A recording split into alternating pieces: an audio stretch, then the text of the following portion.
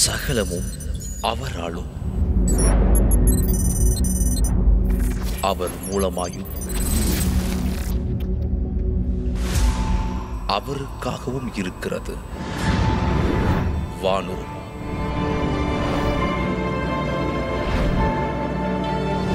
பூதரத்தோர்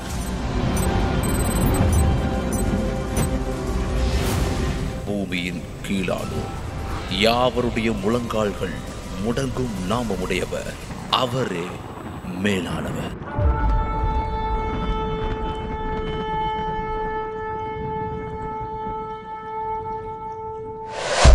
அன்பான அதிசயம் டிவி நேயர்களே, ஆண்டவராகிய இயேசு கிறிஸ்து நாமத்தினாலே உங்கள் யாவருக்கும் என்னுடைய அன்பின் வாழ்த்துக்களை தெரிவித்துக் கொள்கிறேன்.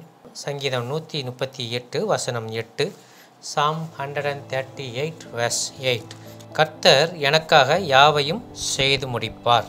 கர்த்தாவே, உமது கிருபை என்றும் உள்ளது, உமது கரத்தின் கிரியைகளை நெகிழ விடாதிருப்பீராக. ஹல்லேலூயா. கர்த்தர் எனக்காக யாவையும் செய்து முடிப்பார்.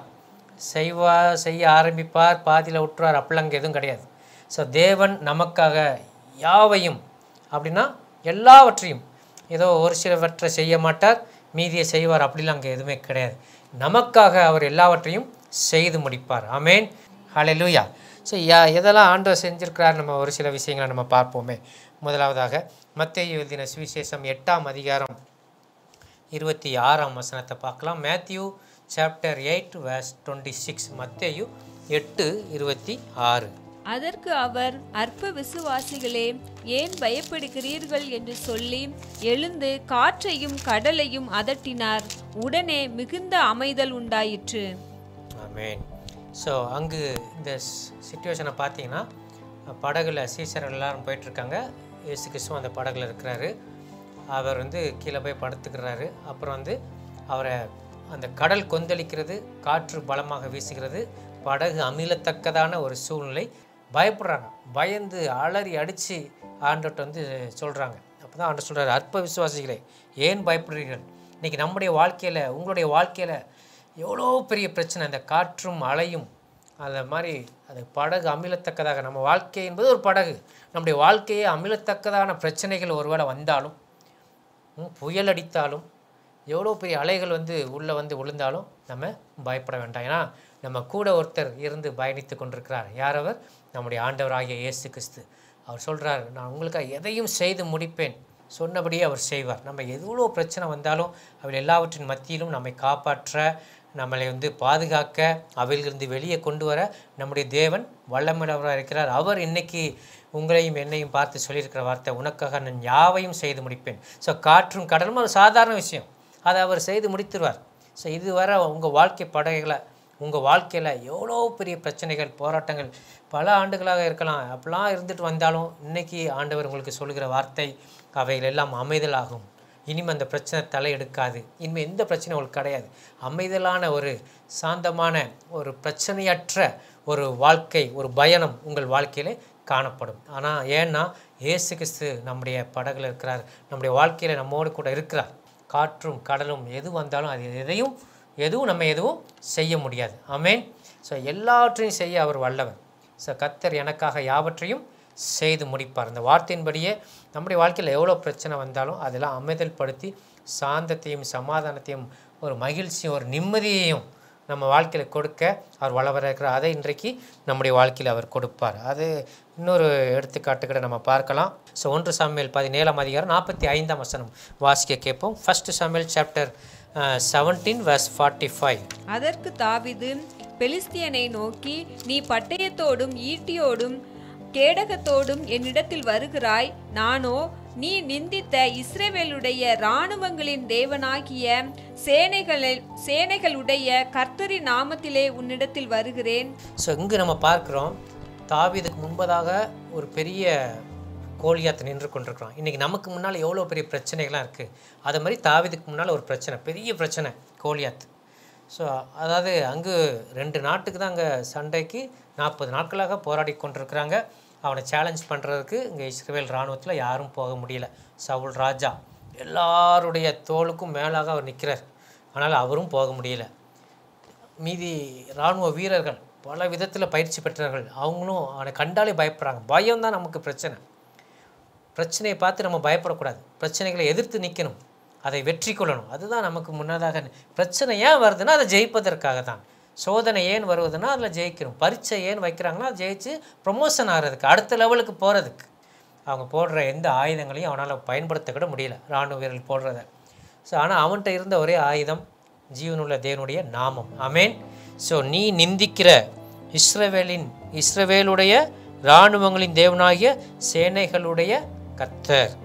ஸோ அந்த நாமத்தில் அவன் போகிறார். இஸ்ரவேலின் இராணுவங்களின் தேவனாகிய சேனைகளின் கர்த்தர் என்னும் நாமத்தில். அதுதான் அவர்கிட்ட இருக்குது, வேறு எதுவுமே இல்லை. ஸோ இயேசு கிறிஸ்து நம்முடைய தேவன் நமக்கு இருந்தால் அது போதும். அந்த நாமத்தினால நம்ம எதையும் செய்ய முடியும். ஆமேன். ஸோ அந்த நாமத்தினால போகிறான். அது யார்? அவன் நிந்தித்த நாமம். இன்றைக்கி நம்ம உலகத்தில் கிறிஸ்தவர்களுக்கு விரோதமாக எவ்வளவோ காரியங்கள் நடந்துகிட்ருக்கு. அப்போ அவங்க எல்லாருமே நம்முடைய தேவனை நிந்திக்கிற காரியங்கள் தான் அதெல்லாம். அப்போ அந்த நாமத்தை கொண்டு நாம் அவர்களை ஜெயிக்க முடியும். நமக்கு முன்னதாக இருக்கிற பிரச்சனையை நம்ம பார்க்கக்கூடாது. வாசனை என்ன சொல்கிறது? உலகத்தில் இருப்பவனிலும் உன்னில் இருப்பவர் பெரியவர். நம்மகிட்ட இருக்கிற பெரியவர், அவருடைய நாமம் பெருசு, மேலானவர். ஸோ அந்த நாமத்தை நம்ம வைத்துக்கொண்டு நமக்கு முன்பதாக இருக்கிற பிரச்சனைகள், போராட்டங்கள் எவ்வளோ பெருசாக இருந்தாலும் அதை லகுவாக நம்ம ஜெயிக்க முடியும். ஸோ கடல் காற்றும் அலையும் அங்கே படகுல மோதிச்சு இயேசு அங்கே ஒரு பெரிய ஜெயத்தை கட்டளிட்டார். இங்கே கோலியாத் மிகப்பெரிய, யாரால் இராணுவத்தினரால் எதிர்க்கக்கூடாத ஒரு கோலியாத். ஆனால் ஒரு சாதாரண சிறு பையன், ஒரு சிறுவன். இன்றைக்கி நம்மளுக்கு முன்பதாக இருக்கிற பிரச்சனையை கம்பேர் பண்ணும்போது நம்மளாம் ஒன்றுமே செய்ய முடியாது நீங்கள் நினைக்கலாம். பிரச்சனையை பார்க்காதீங்க, அதை காட்டிலும் பெரியவர் நம்மகிட்ட இருக்கிறார். ஆமேன். அதை காட்டிலும் பெரியவர் நம்மிடத்தில் இருக்கிறார். அவருடைய நாமம் பெருசு, அவர் மேலானவர், சர்வ வல்லவர். நம்முடைய தேவன் சர்வ வல்லவர், எதையும் அவரால் செய்ய முடியும். எனவே நம்ம தைரியமாக நம்முடைய தேவனுடைய நாமத்தினால எவ்வளோ பெரிய பிரச்சனை இருந்தாலும் அதையெல்லாம் நம்ம ஓவர் கம் பண்ண முடியும். கர்த்தர் எனக்காக யாவையும் செய்து முடிப்பார். ஸோ ஆண்டவர் நமக்காக செய்வார். அங்கே பார்க்குறோம் 47ஆம் வசனம் பார்க்கலாமே. கர்த்தர் பட்டயத்தினாலும் ஈட்டியினாலும் ரட்சிக்கிறவர் அல்ல என்று இந்த ஜனக்கூட்டம் எல்லாம் அறிந்து கொள்ளும். யுத்தம் கர்த்தருடையது, அவர் உங்களை எங்கள் கையில் ஒப்பு கொடுப்பார் என்றான். அங்கு தாவீது சொல்றாரு, கர்த்தர் பட்டயத்தினாலும் ஈட்டினாலும் ரட்சிக்கிறவர் அல்ல. உலகத்தில் சண்டை போட்டு ஜெயிக்கணும்னா பட்டயத்தால் ஈட்டியால் தான் ஜெயிப்பாங்க, அப்படி தான் ஜெயிக்கணும்னு இருக்குது. ஆனால் ஆண்டவர் ஒரு போர் முனையில் ஒரு கல் வச்சு ஜெயிக்க வைக்கிறாரு. யோசித்து பாருங்கள். ஆண்டவருடைய செயல் அதிசயமானது, அது ஆச்சரியமானது, நமக்கு எட்டாதது. ஸோ நம்முடைய எண்ணங்களும் நம்முடைய நினைவுகளும் அவருடைய நினைவுகள் அல்ல. அதை காட்டிலும் வேணாது. உலகத்தில் உள்ளவங்க எல்லாம் பெரிய பெரிய வெப்பனெல்லாம் யூஸ் பண்ணிகிட்டு இருக்கும்போது ஒரு சாதாரண கூழாங்கல்ல வச்சு எதிரி அடிக்கிறார். ஸோ அங்கே தான் ஆண்டவர் அவர் தன்னை காட்டுகிறார். பார்க்குறோம், யுத்தம் கர்த்தருடையது. ஸோ ஆண்டவருக்கு ஒரு கோலியத்தை அடிக்கிறதுக்கு பெரிய பெரிய வாளும் தேவையில்லை, ஈட்டியும் தேவையில்லை, ஒரு சாதாரண கல் போதும். அது யார் கையில் இருக்கோ அந்த ஆள் ஜெயிச்சார். ஸோ ஆண்டவருடைய நாமம் நம்முடைய கரத்தில் இருக்கும் பொழுது நமக்கு முன்பதாக இருக்கிற பிரச்சனைகள் எவ்வளோ பெருசாக இருந்தாலும் நாம் அதிலே வெற்றி பெற முடியும். ஏன்னா கர்த்தர் நமக்காக யாவையும் செய்து முடிப்பாருங்க. யுத்தம் யாருடையது? தாவீதுக்குரிய யுத்தம் அல்ல. அங்கே சொல்லப்பட்டிருக்கிறது யுத்தம் கர்த்தருடையது, அவர் உங்களை எங்கள் கையிலே ஒப்பு கொடுப்பார். ஆண்டவருக்கு கொடுப்பார். நாங்கள் யுத்தம் பண்ண போகிறதும் இல்லை, நாங்கள் ஈட்டியை கொண்டும் பட்டயத்தை கொண்டு உங்கள் கூட சண்டை போடுறது இல்லை. ஆனால் கடவுள் எங்களுக்காக யுத்தம் செய்வார். ஒரு கல்லை வச்சு அடித்து முடிச்சிட்டார் எல்லாத்தையுமே. அந்த பெரிய பிரச்சனை அங்கே இல்லை. பெரிய ஆயுதங்களை பயன்படுத்தி அங்கே ஒரு வெற்றி அவங்களுக்கு கிடைக்கல. ஒரு சாதாரண கல் மூலமாக தான் அவங்களுக்கு ஒரு வெற்றி கிடைத்தது. தேவன் தான் செய்தார். ஸோ கர்த்தர் யுத்தம் செய்கிறார். கர்த்தர் நமக்காக யுத்தம் செய்வார். யுத்தம் கர்த்தருடையது. ஸோ இன்றைக்கி நம்முடைய வாழ்க்கையில் எவ்வளோ பெரிய பிரச்சனை கோலியாத்து மாதிரி வந்தாலும் அதை நம்முடைய தேவன் நமக்காக செய்து முடிப்பார்.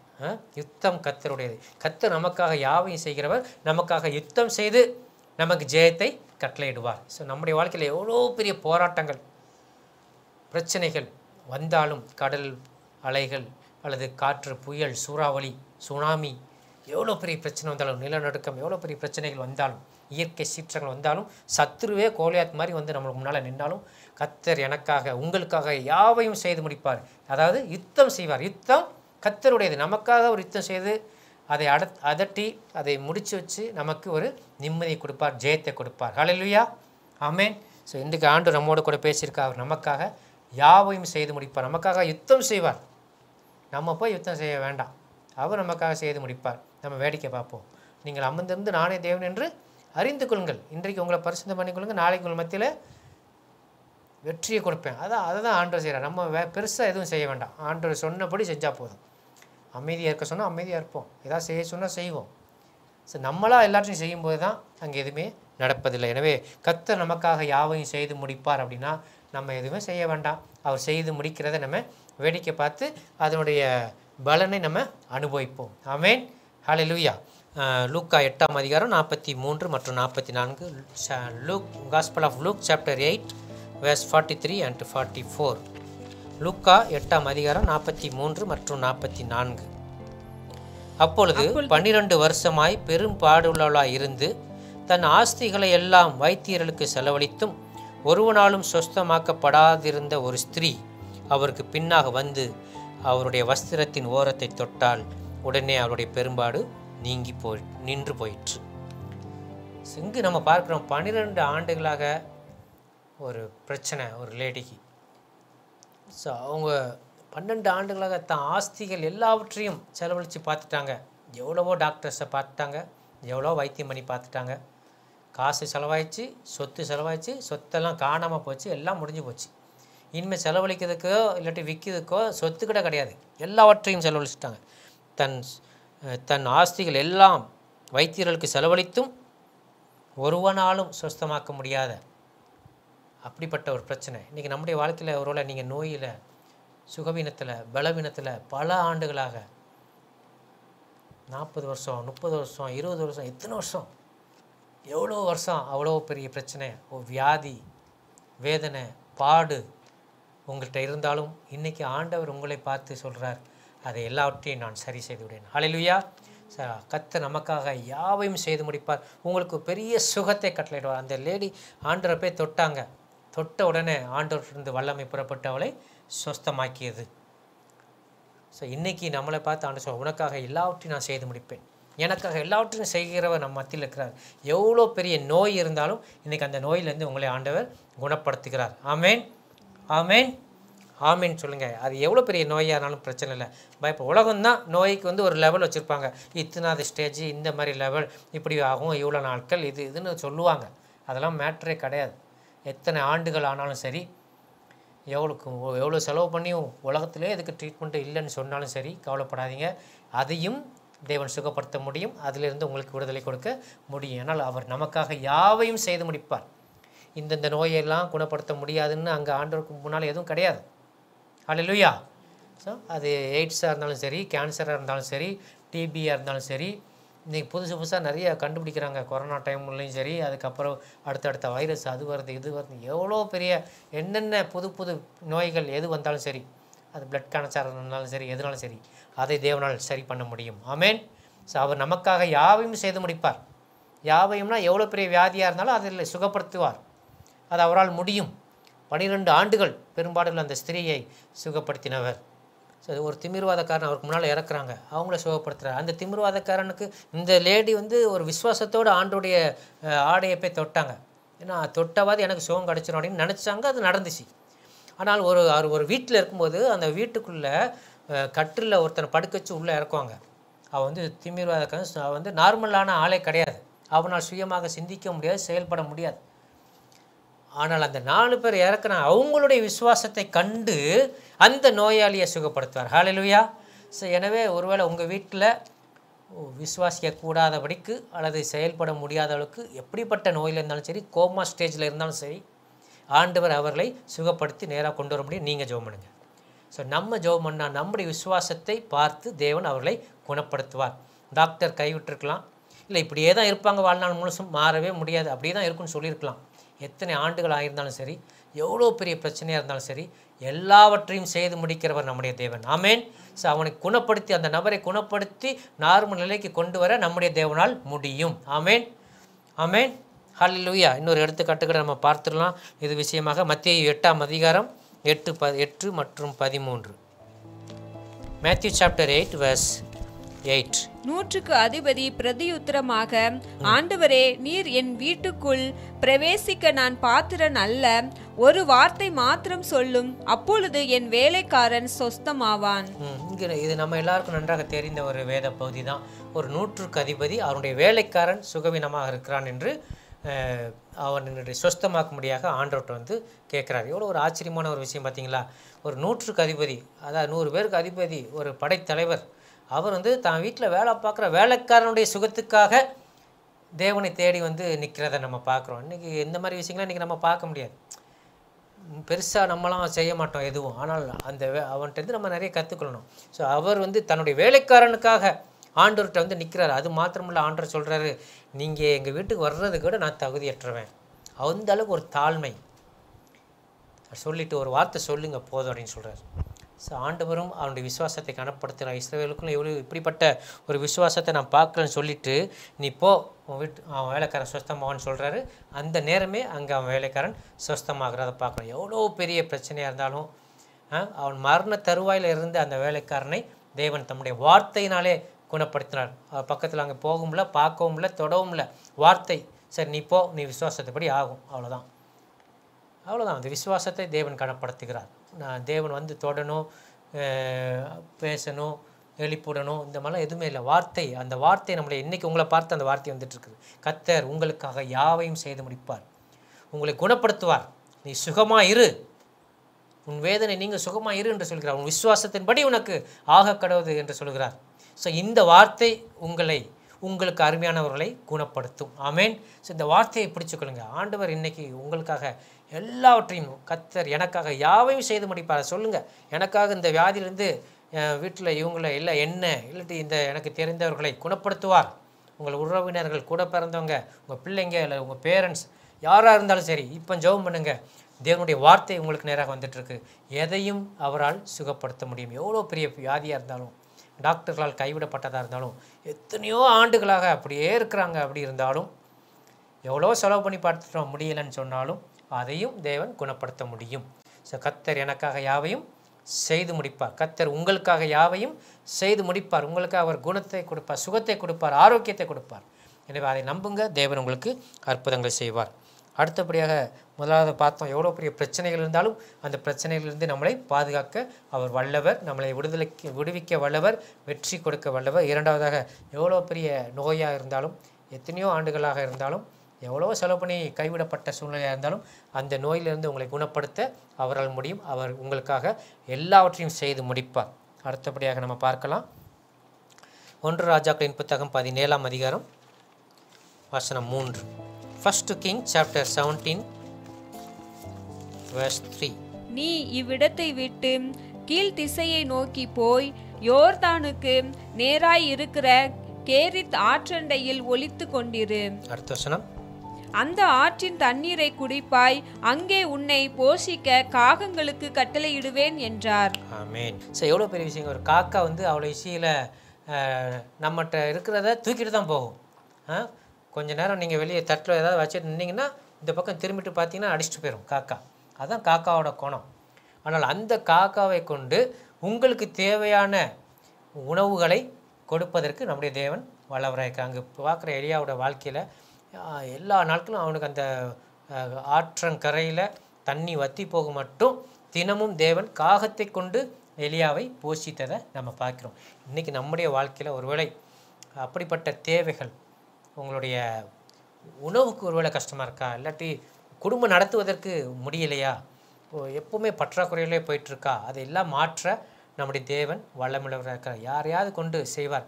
யாரை கொண்டு செய்வார்? யார் செய்ய மாட்டாங்களோ அவர்களை கொண்டு செய்வார். யாரால் நன்மை பெற முடியாது என்று நினைக்கிறோமோ அவர்களை கொண்டு அந்த தேவைகளை சந்திப்பார். நம்முடைய தேவன் ஆச்சரியமானவர், அது அதிசயமானவர். அவர் வித்தியாசமாக தான் செய்வார். நம்முடைய யோசனை, நம்முடைய கான்செப்டில் தான் அவர் செயல்படணும்னு அர்த்தம் கிடையாது.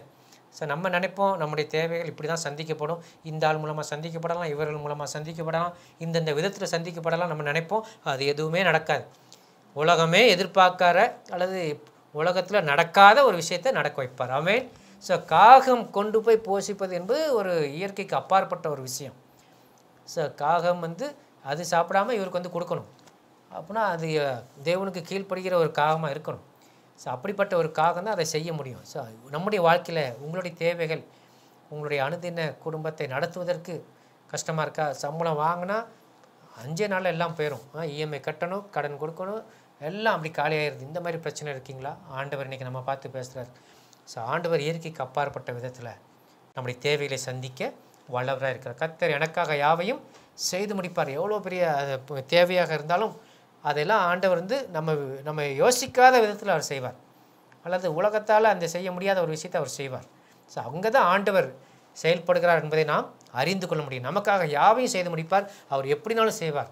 அவரால் கூடாதது எதுவும் இல்லை. தேவனால் கூடாதது எதுவும் இல்லை. எதையும் செய்ய முடியும். யாரை கொண்டும் செய்ய முடியும். எப்படி ஆனாலும் செய்ய முடியும். ஏன்னா அப்படிப்பட்ட தேவனை நம்ம வணங்குறோம். இன்றைக்கி அவர் நம்மளை பார்த்து, என்னை பார்த்து, உங்களை பார்த்து சொல்கிறார், நான் உங்களுக்காக எல்லாவற்றையும் செய்து முடிப்பேன். கர்த்தர் எனக்காக யாவையும் செய்து முடிப்பார். ஸோ அந்த வார்த்தையின்படி உங்களுடைய தேவைகள் எல்லாவற்றையும் அவர் சந்திப்பார். பொருளாதார தேவைகள், உங்கள் குடும்பம் நடத்துவதற்கு தேவைகள், ஊழியத்தை நடத்துவதற்கான தேவைகள், சபையை நடத்துவதற்கான தேவைகள், உங்கள் படிப்பிற்கான தேவைகள், எல்லா தேவைகளும் உங்களுக்கு தேவைகளுக்காக நம்ம ஆண்டவர் என்ன சொல்கிறாரோ அதை செஞ்சால் போதும். அவர் இயற்கைக்கு அப்பாற்பட்ட விதத்தில், நம் புத்திக்கு எட்டாத ஒரு விதத்தில் அந்த தேவைகளை சந்தித்து நம்மை ஆசீர்வதிப்பார். நமக்காக எல்லாவற்றையும் செய்து முடிக்கிறவர் நம்முடைய கர்த்தர்.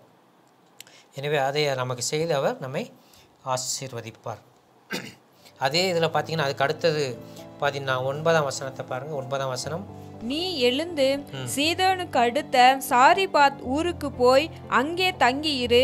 உன்னை பராமரிக்கும்படி அங்கே இருக்கிற ஒரு விதவைக்கு கட்டளையிட்டேன் என்றார். ஸோ பார்த்தீங்களா, இங்கே கர்த்தருடைய ஊழியக்காரனுக்கு இப்போ ஆற்றுல தண்ணி வற்றி போயிடுச்சு.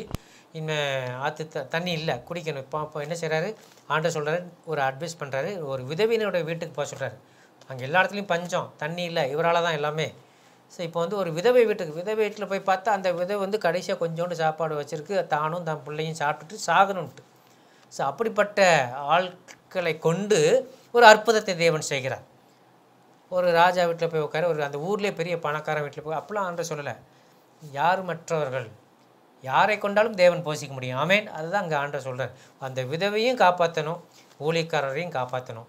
ஸோ ஒரே கல்லில் 2 மாங்காய் ஆண்டவர் அடிக்கிறார். ஸோ தன்னுடைய ஊழியக்காரனையும் காப்பாற்றுறா, அந்த விதவியினுடைய குடும்பமும் அந்த பஞ்ச காலம் முடியும் வரைக்கும் அவர்கள் போஷிக்கப்பட்டார்கள். ஸோ ஆண்டவர் எப்படிப்பட்டார், நம்ம அறியாத விதத்தில், நம்ம பிளான் பண்ணாத, நம்ம யோசிக்காத அந்த ஏரியாவிலேருந்து நமக்கு உதவிகளை கொடுப்பார். உலகம்லாம் அந்த மாதிரி செய்யாது, இந்த ஏரியாவை டச் பண்ணவே மாட்டாங்க. ஆனால் அந்த இடத்துலேருந்து நமக்கு உதவிகளை தேவன் கொடுப்பார். ஆமேன். ஸோ அப்படிப்பட்ட தேவன் நம்முடைய தேவைகளை சந்திக்கிறவர், நோய்களை குணமாக்குகிறவர், நம்முடைய பிரச்சனைகள் எதுவாக இருந்தாலும் அதையெல்லாம் மாற்றி போடுவார், நமக்காக எல்லாவற்றையும் செய்து முடிப்பார். ஆமேன். அப்படிப்பட்ட தேவனை நம்ம வணங்குறோம். இன்னும் தேவனால் கூடாத எதுவும் கிடையாது. ஸோ வசனத்தை பார்த்தீங்கன்னா லூக்கா 1:37 பார்க்குறோம், தேவனால் கூடாத காரியம் ஒன்றுமில்லை என்று நம்ம வாசிக்கிறோம். ஸோ தேவனால் எதுவும் கூடும். அவர் தான் சொல்லியிருக்கிறார், நான் உங்களுக்காக யாவையும் செய்து முடிப்பேன். ஸோ இன்றைக்கி நம்மகிட்ட சொல்லியிருக்கிற அவர் யாருன்னா, அவரால் கூடாதது எதுவும் கிடையாது. ஸோ ஒருவேளை இன்றைக்கி உலகத்தில் நிறைய பேர் நமக்கு நிறைய வாக்குறுதிகளை கொடுத்துட்டு அதை செய்யாமல் போயிருக்கலாம். ஒருவேளை அவங்களுக்கே அது முடியாமல் போயிருக்கும், அல்லது மனசு மாறி இருப்பாங்க, எதுக்கு செய்யணும் அப்படின்ட்டு. ஸோ இந்த 2 விஷயத்தில் நமக்கு வாக்கு கொடுத்தவங்க சொன்னதை செய்யாமல் போயிடுவாங்க. ஒன்று மனசு மாறிடுவாங்க, இல்லாட்டி அவங்களாலே அது முடியாமல் போயிருக்கும். ஆனால் இன்றைக்கி நம்மளை பார்த்து உங்களுக்காக எல்லாவற்றையும் செய்து முடிப்பேன் என்று சொன்ன நம்முடைய தேவன் எப்படிப்பட்டவர் என்றால், அவரால் கூடாத காரியம் ஒன்றுமே இல்லை. லூக்கா 1:37 வாசிக்கிறீங்களா? லூக்கா 1:37. தேவனாலே கூடாத காரியம் ஒன்றுமில்லை என்றான்.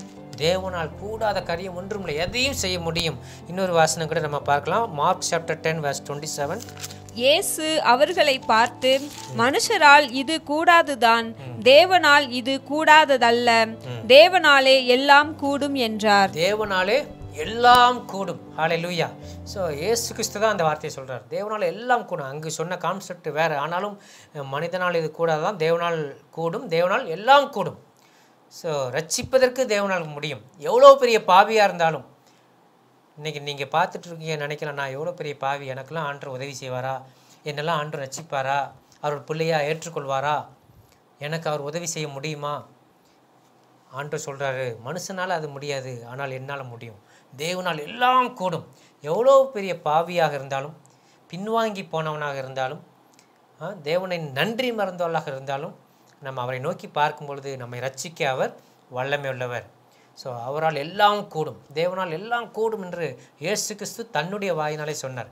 அப்படி சொன்னவர் தான் நீ சொல்கிறாரு, உங்களுக்காக நான் யாவையும் செய்து முடிப்பேன். ஸோ அப்படிப்பட்ட தேவன் நம்முடைய தேவன். அவர் சர்வ வல்லவர், சர்வ வியாபி, சர்வ ஞானி. எதையும் அவரால் செய்ய முடியும். அவரை தடுப்பதற்கு இந்த உலகத்தில் எதுவும் கிடையாது. ஆமேன். ஸோ தேவன் செய்ய நினைத்ததை செய்து முடிப்பார். தடுப்பதுக்கு யார் இருக்கா? யாரும் கிடையாது.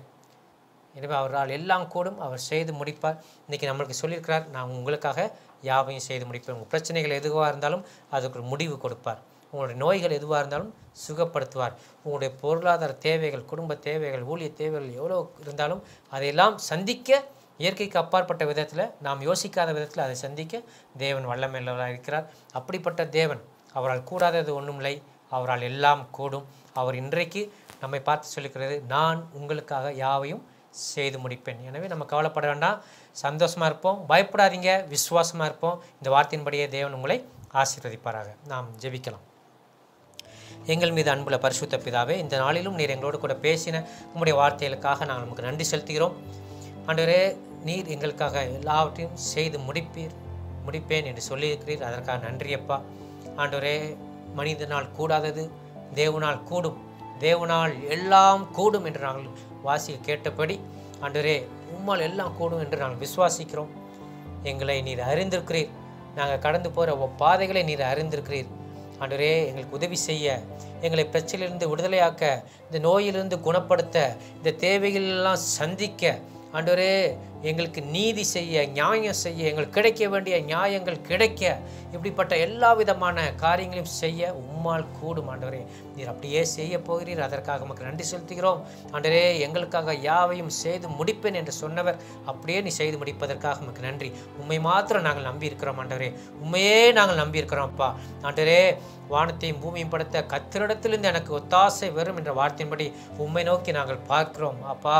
ஆண்டவரே, உன்னதமானவரின் மறைவில் இருக்கிறவன் சர்வ வல்லவருடைய நிழலில் தங்குவான் என்ற வார்த்தையின்படி சர்வ வல்லவராகிய உம்மை நோக்கி நாங்கள் பார்க்கிறோம். நீர் எங்களுக்காக எல்லாவற்றையும் செய்து முடிக்கப் போகிறீர். அதற்காக உமக்கு நன்றி செலுத்துகிறோம். நீர் அப்படி செய்ததற்காக நன்றி. துதி கன மகிமை உமக்கே செலுத்துகிறோம். இயேசு நாமத்தினால் ஜெபிக்கிறோம் பிதாவே. ஆமேன், ஆமேன். இந்த நிகழ்ச்சியை குறித்த உங்கள் கருத்துக்கள் வரவேற்கப்படுகிறது. எங்களுடைய முகவரி அதிசயம் TV, number W759 4th Avenue, Annanagar west extension, Chennai 600101. Our contact number 7358586648. உங்கள் காணிக்கைகளை அனுப்பி இந்த ஊழியத்தை தாங்க எங்களுடைய ஜிபே எண்கள் 8020420556 மற்றும் 9940288277.